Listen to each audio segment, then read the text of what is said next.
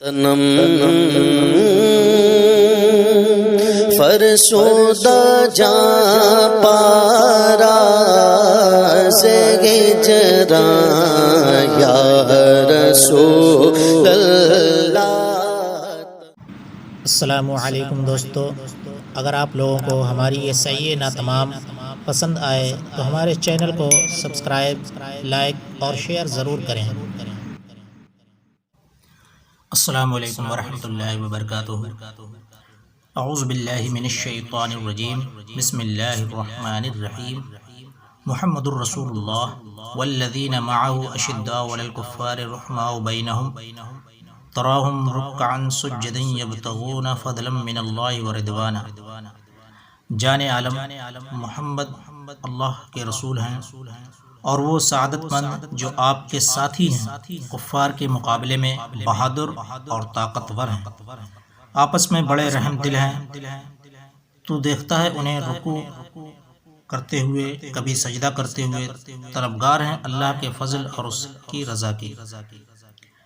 اس آیت مبارک میں اللہ رب العزت اپنے نبی مکرم صلی اللہ علیہ وسلم کے صحابہ کرام کی توصیف فرما رہا ہے۔ فرماتا ہے کہ میرے رسول مکرم پر ایمان لانے والے اور اس کی صحبت سے فیضیاب ہونے والے کفار کے مقابلے میں بڑے بہادر، بڑے طاقتور ہیں۔ یہ سر کٹا سکتے ہیں لیکن ظلم کے سامنے اسے جھکا نہیں سکتے۔ یہ بکاؤ مال نہیں کہ دشمنان اسلام انہیں خرید لیں۔ کفار کے مقابلے میں تو یہ فولاد کی چٹان ہیں جنہیں کوئی طوفان اپنی جگہ سے سرکا نہیں سکتا، لیکن اپنے دینی بھائیوں کے ساتھ ان کا معاملہ بالکل دوسرا ہے۔ بڑے نرم، بڑے شفیق اور بڑے مہربان ہیں۔ ان کی باہم رافت و رحمت کی کیفیت کو جس طرح اس آیت میں بیان کیا گیا ہے، اس سے زیادہ بیان کرنا ممکن نہیں۔ اللہ رب کریم کی عبادت کے ذوق و شوق کا یہ عالم ہے کہ جب بھی تم انہیں دیکھو گے انہیں اپنے رب کی عبادت میں مصروف پاؤ گے۔ کبھی وہ حالت رکوع میں جھکے سبحان ربی العظیم کا ورد کر رہے ہوں گے، کبھی اس کی بارگاہ اقدس میں اپنی جبین نیاز رکھے سبحان ربی الاعلی کہہ کر اپنی بندگی، اپنی نیاز مندی اور اپنی عاجزی کے اعتراف کے ساتھ ساتھ اپنے مولا کریم کی بزرگی اور کبریائی کی گواہی دے رہے ہوں گے۔ انہی نفوس قدسیہ میں سے ہمارے ممدوح شاہ اقلیم ولایت، صاحب سر لافتہ، مقتدائے اولیاء و اصفیاء، منبع علم و عرفان، محبوب خدا کے رازداں، اہل بلا کے مشکل کشا، مخزن صدق و صفا، عالم شجاعت کے شہنشاہ، علم رسول کی ودیت گاہ، آسمان فضائل کے مہر عالم تاب، سیدنا علی کرم اللہ وجہ الکریم بھی ہیں۔ آپ بروز جمعۃ المبارک بمطابق 13 رجب 36 عام الفیل 23 سال قبل از ہجری بزم ہستی میں رونق افروز ہوئے۔ آپ کا نام علی رکھا گیا۔ آپ کی کنیت ابو الحسن اور ابو تراب ہے۔ چونکہ ابو تراب کی کنیت عطیہ رسول تھی اس لیے آپ کو نہایت عزیز تھی۔ جناب کے مشہور القاب حیدر، مرتضی، اسد اللہ ہیں۔ آپ وادی بطحہ کے نامور سردار اور اہل حرم میں معزز ترین فرد ابو طالب کے فرزند ارجمند ہیں۔ سرکار دو عالم صلی اللہ علیہ وسلم نے قبیلہ بنی ہاشم کے اس ذی اثر سردار کی آغوش شفقت میں پرورش پائی تھی۔ خواجہ ابو طالب نے آپ کی پرورش و کفالت کا حق ادا کر دیا اور پھر کفالت کی ذمہ داری جو ان کے والد بزرگوار حضرت عبد المطلب نے انہیں تفویض کی تھی، اس کو نہ صرف حضرت کے ذمہ طفولیت تک محدود رکھا بلکہ بعثت کے بعد بھی انہی کی زیر حمایت مکہ کے کفرستان میں دعوت حق کا آغاز ہوا۔ حضور سرور عالم صلی اللہ علیہ وسلم ابو طالب کے حق میں ارشاد فرمایا کرتے تھے، ابو طالب کے بعد ان سے بڑھ کر میرے ساتھ اچھا سلوک کرنے والا کوئی اور نہ تھا۔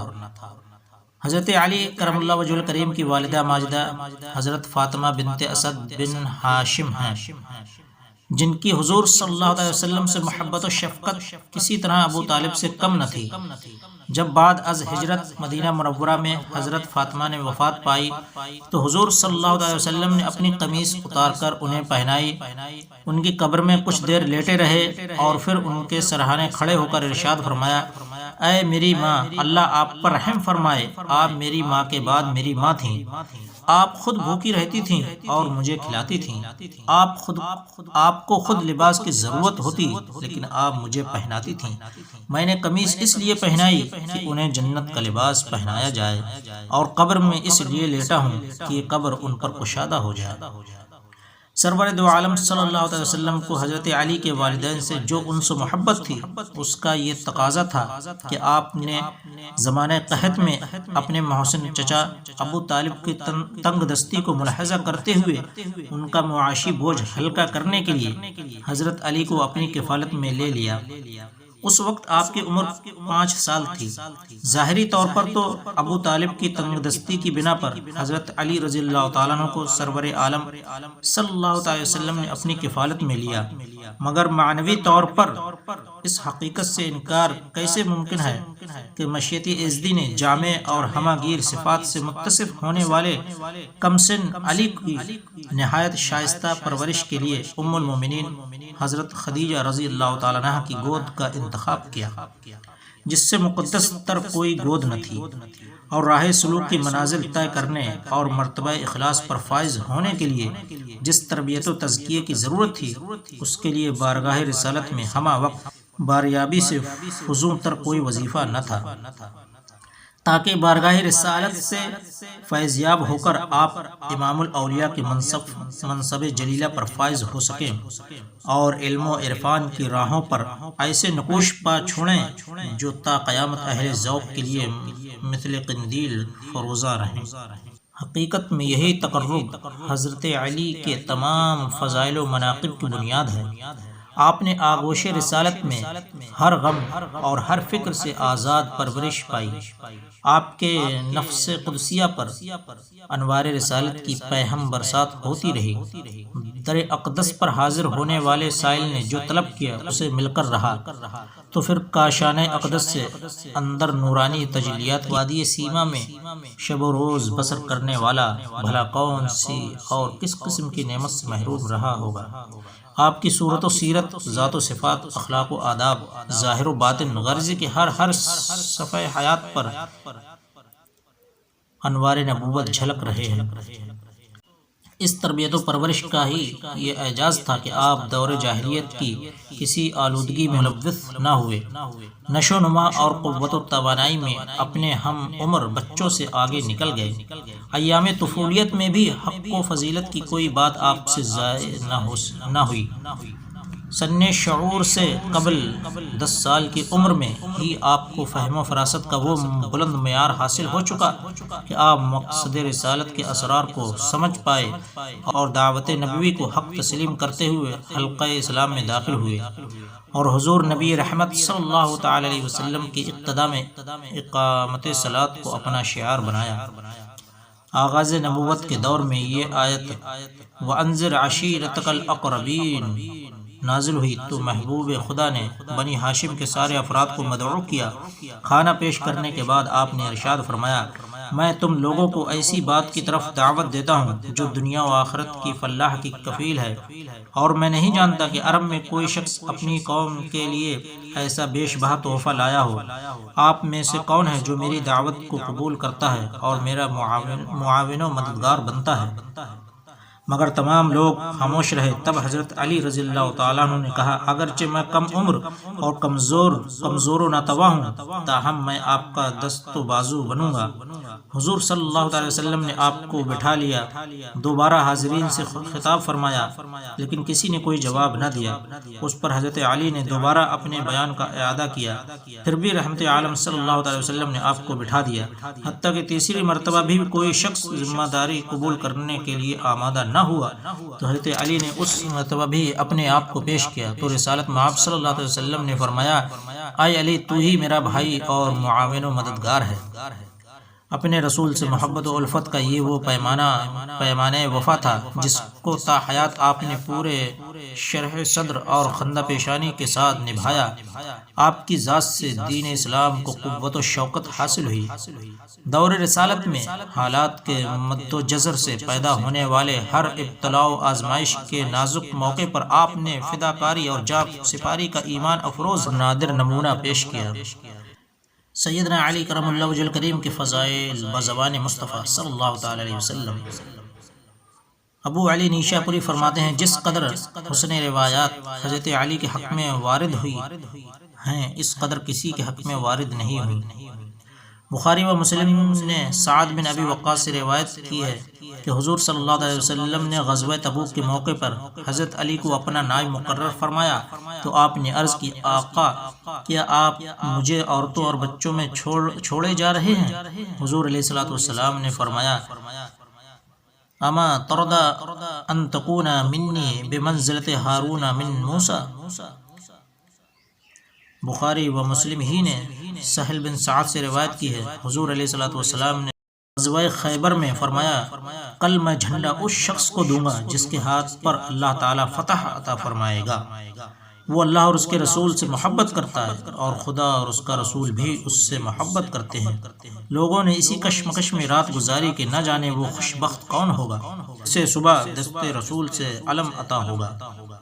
صبح تمام لوگ سرکار کی خدمت میں حاضر ہوئے، اس طرح کہ ہر ایک کے دل میں یہ خواہش انگڑائیاں لے رہی تھی کہ کاش آقا علیہ الصلوۃ والسلام اسے اس سعادت سے بہرہ مند فرمائیں۔ حضور علیہ الصلوۃ والسلام نے فرمایا علی کہاں؟ کہا گیا کہ ان کی آنکھوں میں تکلیف ہے۔ سرور عالم صلی اللہ علیہ وسلم نے انہیں بلایا۔ جب حضرت علی حاضر خدمت ہوئے تو سرکار نے ان کی آنکھوں میں لعاب دہن لگایا جس سے ان کی ساری تکلیف دور ہو گئی اور آپ کی وہ آنکھ اس طرح ہو گئی گویا اس میں تکلیف تھی ہی نہیں۔ ترمذی نے حضرت عائشہ سے روایت کی ہے، حضرت عائشہ فرماتی ہیں سرور عالم صلی اللہ علیہ وسلم کو عورتوں میں فاطمہ محبوب تھی اور مردوں میں ان کے شوہر علی رضی اللہ تعالیٰ عنہ۔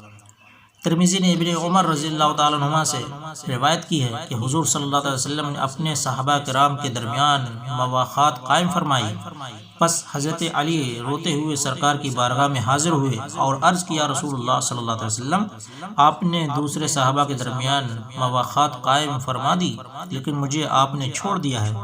تو سرور عالم صلی اللہ علیہ وسلم نے فرمایا انت اخی فی الدنیا والآخرہ، تو دنیا اور آخرت میں میرا بھائی ہے۔ ترمذی نے ابو سعید خدری سے بیان کیا ہے کہ وہ فرماتے ہیں کہ ہم منافقین کو ان کے بغض علی رضی اللہ عنہ کی وجہ سے پہچان لیتے تھے۔ طبرانی اور حاکم نے ابن مسعود رضی اللہ تعالیٰ عنہ سے روایت کی ہے کہ حضور سرور عالم صلی اللہ علیہ وسلم نے فرمایا علی کے چہرے پر نظر ڈالنا ہی عبادت ہے۔ احمد اور حاکم نے ام سلمہ سے روایت کی ہے، انہوں نے فرمایا کہ میں نے رسول اللہ صلی اللہ علیہ وسلم کو یہ فرماتے ہوئے سنا کہ جس کسی نے علی کو گالی دی برا بھلا کہا پس اس نے مجھے گالی دی مجھے برا بھلا کہا۔ طبرانی نے اوسط میں ام سلمہ رضی اللہ تعالیٰ عنہ سے روایت کی ہے، وہ فرماتی تھیں کہ میں نے حضور علیہ الصلوۃ والسلام کو یہ فرماتے ہوئے سنا کہ علی قرآن کے ساتھ ہے اور قرآن علی کے ساتھ ہے، یہ جدا نہیں ہوں گے حتیٰ کہ دونوں حوض کوثر پر اکٹھے ہوں گے۔ اور طبرانی نے حسن سند کے ساتھ ام سلمہ رضی اللہ عنہ سے روایت کیا ہے کہ حضور علیہ الصلوۃ والسلام نے فرمایا جس کسی نے علی سے محبت کی پس اس نے مجھ سے محبت کی اور جس نے مجھ سے محبت کی پس اس نے اللہ سے محبت کی اور جس کسی نے علی سے بغض کیا اس نے مجھ سے بغض کیا اور جس نے مجھ سے بغض کیا پس اس نے اللہ سے بغض کیا۔ حضرت فاطمہ رضی اللہ عنہ کی شادی۔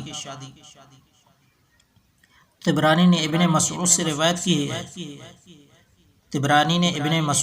روایت کی ہے کہ حضور سرور کائنات صلی اللہ علیہ وسلم نے فرمایا کہ اللہ تعالیٰ نے مجھے حکم دیا ہے کہ میں فاطمہ الزہرا کا نکاح علی سے کر دوں۔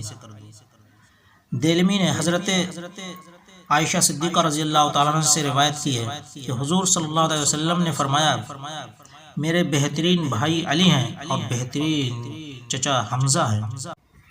صفات علی کرم اللہ وجہ الکریم۔ حضرت علی مرتضیٰ رضی اللہ تعالیٰ نے ایام طفولیت ہی سے سرور کائنات صلی اللہ علیہ وسلم کے دامن عاطفت میں تربیت پائی تھی، اس لیے وہ قدرتاً حسن اخلاق اور حسن تربیت کے نمونہ تھے۔ آپ کی زبان نہ کبھی کلمہ کفر و شرک سے آلودہ ہوئی اور نہ آپ کی پیشانی کبھی غیر خدا کے سامنے جھکی۔ جاہلیت کے ہر قسم کے گناہ سے مبرہ اور پاک رہے۔ شراب کے ذائقے سے جو عرب کی گھٹی میں تھا، اسلام سے پہلے بھی آپ کی زبان آشنا نہ ہوئی، اور اسلام کے بعد تو اس کا خیال بھی نہیں کیا جا سکتا۔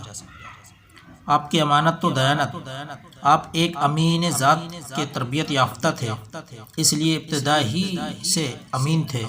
حضرت صلی اللہ علیہ وسلم کے پاس قریش کی امانتیں جمع رہتی تھیں۔ جب آپ نے ہجرت فرمائی تو ان امانتوں کی واپسی کی خدمت حضرت علی کے سپرد فرمائی۔ اپنے عہد خلافت میں آپ نے مسلمانوں کی امانتوں کا خیال رکھا، اور جیسے بیت المال کی امانت داری فرمائی اس کی مثال نہیں ملتی۔ مال غنیمت تقسیم فرماتے تھے تو برابر حصے لگاتے، غایت احتیاط میں قرعہ ڈالتے کہ اگر کچھ کمی بیشی رہ گئی ہو تو آپ اس سے بری ہو جائیں۔ ایک دفعہ بیت المال کا تمام اندوختہ تقسیم کر کے اس میں جھاڑا دیا اور 2 رکعت نماز ادا فرمائی کہ وہ قیامت میں اس کی امانت و دیانت کی شاہد رہے۔ زہد، آپ کی ذات گرامی زہد فی الدنیا کا نمونہ تھی، بلکہ حق تو یہ ہے کہ آپ کی ذات پر زہد کا خاتمہ ہو گیا۔ آپ کے کاشان فقر میں دنیاوی شان و شوکت کا گزر نہ تھا۔ کوفہ تشریف لائے تو دارالامارت کے بجائے ایک میدان میں فروکش ہوئے اور فرمایا مجھے محلات کی حاجت نہیں، میدان میرے لیے کافی ہے۔ ایک دفعہ شدت فاقہ میں کاشان اقدس سے باہر نکلے کہ مزدوری کر کے کچھ لائیں۔ مضافات مدینہ میں دیکھا کہ ایک ضعیفہ کچھ اینٹ پتھر جمع کر رہی ہے۔ خیال ہوا کہ شاید اپنا باغ سیراب کرنا چاہتی ہے۔ اس کے پاس پہنچ کر اجرت طے کی اور پانی سینچنے لگے، یہاں تک کہ ہاتھوں میں آبلے پڑ گئے۔ اس محنت و مشقت کے بعد ایک مٹھی بھر کھجور اجرت میں ملی، لیکن تنہا خوری کی عادت نہ تھی۔ وہ تمام کھجوریں لیے بارگاہ رسالت صلی اللہ علیہ وسلم میں حاضر ہوئے۔ حضرت صلی اللہ علیہ وسلم نے تمام کیفیت سن کر نہایت شفقت کے ساتھ کھانے میں ساتھ دیا۔ وصال نبوت کے بعد دور خلافت شروع ہوا۔ آپ نے خلفائے ثلاثہ میں سے ہر ایک کی بیعت کی، ہر ایک کے ساتھ آپ کے باہمی تعلقات خوشگوار رہے۔ فتنہ و ارتداد کے قلعے پر خلیفہ اول نے جس اکابر صحابہ کو مدینہ منورہ کی حفاظت پر مامور کیا، ان میں حضرت علی بھی شامل تھے۔ حضرت عمر بیت المقدس تشریف لے گئے تو مدینہ منورہ میں حضرت علی کو اپنا جانشین بنا کر گئے۔ حضرت عثمان غنی کو بھی آپ اپنے مشورے پیش کرتے رہے۔ 35 ہجری میں آپ کا بطور خلیفہ انتخاب ہوا۔ اس وقت باہمی اختلاف اور خانہ جنگی کا آغاز ہو چکا تھا۔ ہر سو افراتفری پھیل چکی تھی، جن میں آئے روز اضافہ ہی ہوتا جا رہا تھا۔ اس مختصر مضمون میں ان اختلافات کا احاطہ ممکن نہیں، لیکن کسی منصف مزاج مفکر اسلام اور مورخ نے آج تک یہ ہمت نہیں پائی کہ وہ آپ کے ذمہ کوئی ایسی بات لگائے جس سے خالص حق کی مخالفت ثابت ہو۔ کوفہ میں 17 رمضان المبارک 40 ہجری کے روز ایک بدبخت خارجی عبد الرحمن ملعون نے نماز تہجد کے وقت آپ پر حملہ کیا۔ زخم مہلک تھا، 2 دن زندہ رہے۔ 20 رمضان جمعۃ المبارک کی شب اسلام کا یہ بدر منیر ہمیشہ کے لیے غروب ہو گیا۔ انا للہ و انا الیہ راجعون۔ السلام علیکم دوستو، اگر آپ لوگوں کو ہماری یہ سیئے نا تمام پسند آئے تو ہمارے چینل کو سبسکرائب، لائک اور شیئر ضرور کریں۔